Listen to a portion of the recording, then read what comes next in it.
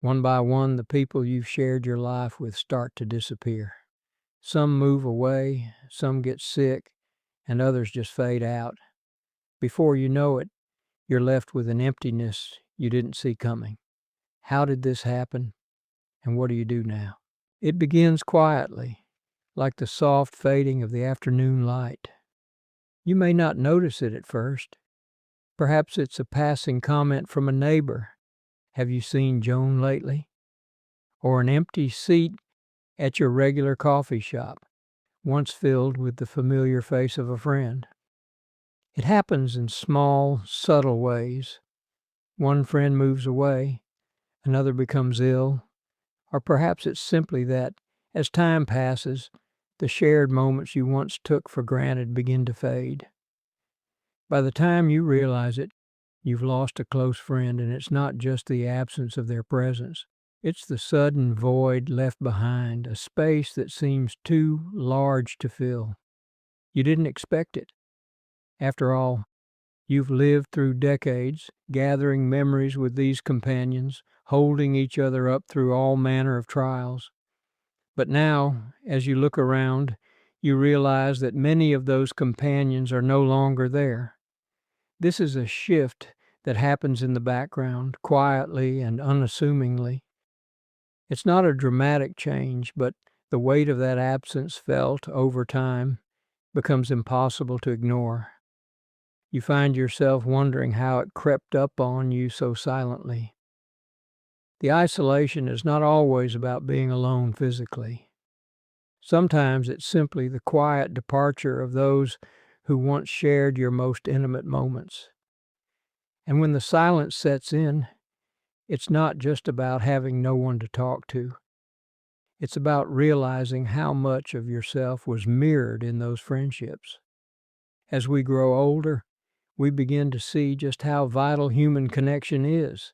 It isn't simply about companionship, it's about emotional well-being. Relationships, especially close friendships, become anchors as the years pass. They provide stability, comfort, and a sense of belonging. The research is clear. Maintaining deep, meaningful connections is one of the greatest factors contributing to mental health, longevity, and overall happiness in our later years. We all know the cliche. It's the quality, not the quantity, of friends that matters. But there's truth in it.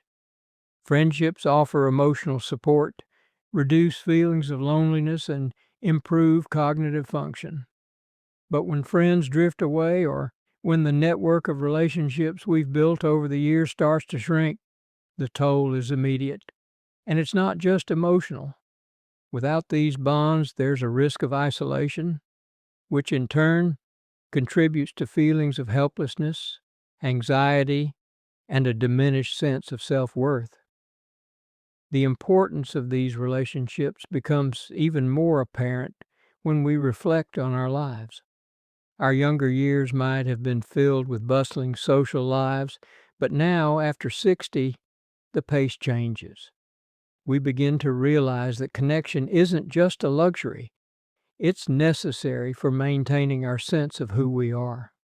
In fact, studies show that seniors who maintain strong social ties live longer, healthier lives. But how do we build and nurture these connections in a world that often feels more disconnected than ever? As we age, it becomes all too easy to take our friendships for granted. Perhaps we assume that the people in our lives will always be there, that our long-standing connections will endure. But friendships require effort, something that is often overlooked.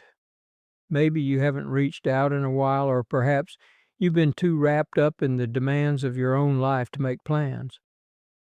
Slowly, the gap widens, and one day you find yourself wondering where those close bonds went. There are hidden pitfalls in friendships that seniors often don't realize they're falling into. A lack of initiative, an unwillingness to step outside of one's comfort zone, or a reluctance to embrace new social opportunities, these small missteps can compound over time. Maybe you didn't invite someone over for dinner because you didn't want to bother them. Maybe you assumed they'd reach out first without realizing they were waiting for you.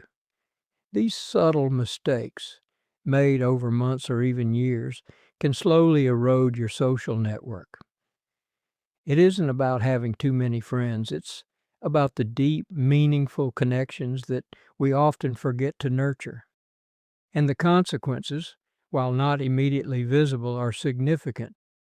As time goes on, the absence of these connections becomes more pronounced. You don't just lose friends, you lose a part of yourself that was tied to those relationships. When the connections begin to fade, the consequences aren't always immediate, but they are real. As friendships diminish, isolation creeps in. It's not just about being physically alone, it's the emotional toll that comes with it. You may find yourself withdrawing from the world, unable or unwilling to reach out to others. As your social circle shrinks, so too does your sense of independence and self-sufficiency. The psychological cost of isolation is often underestimated. Without the support of close friends, daily life can become more challenging. Tasks that once seemed simple now feel overwhelming. Emotional resilience weakens, and the small victories of everyday life. It's easy to say that the loss of friends is just a natural part of aging, but when it begins to affect your dignity and sense of self-worth, the stakes are much higher. It's not just about socializing, it's about maintaining your sense of autonomy, of being able to live your life on your own terms.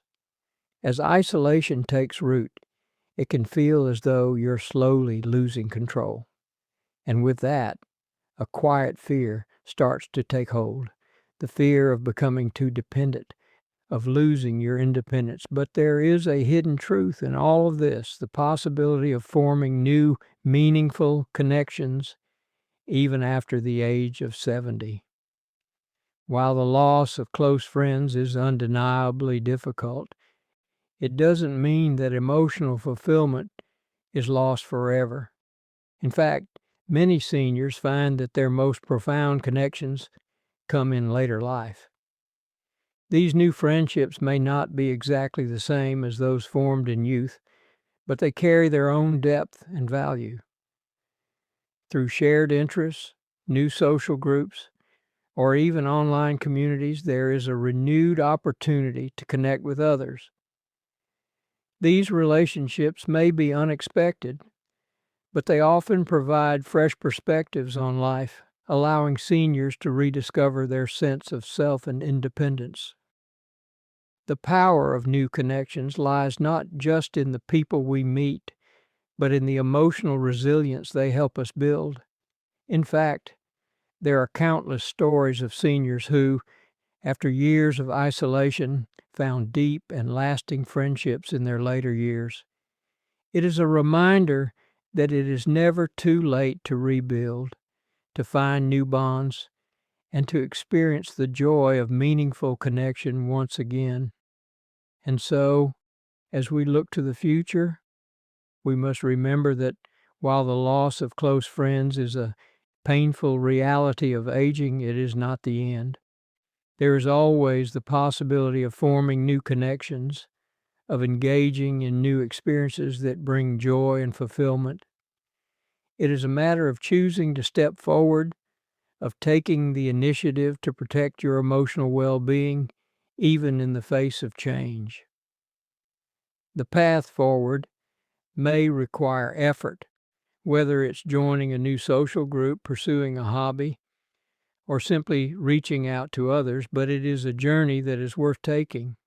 Maintaining your dignity and independence is about more than just avoiding isolation. It's about choosing to live fully, to embrace the opportunities that come with every new chapter. As you move forward, remember that you are not alone. The potential for meaningful connections is always there, and with each new relationship you form, you rebuild the foundation of your emotional resilience. It is possible to navigate this stage of life with grace and dignity, and to emerge stronger, more connected, and more fulfilled than ever before.